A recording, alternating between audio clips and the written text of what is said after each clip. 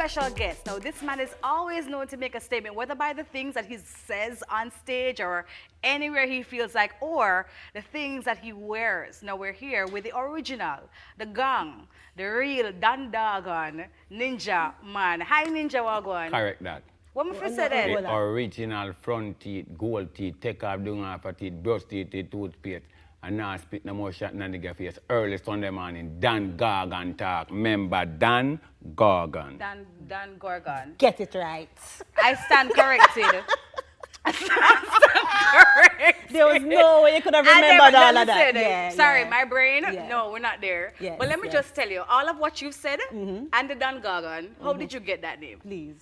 Or those names? Well, name was given to me because I was sent by God to do my work, you know.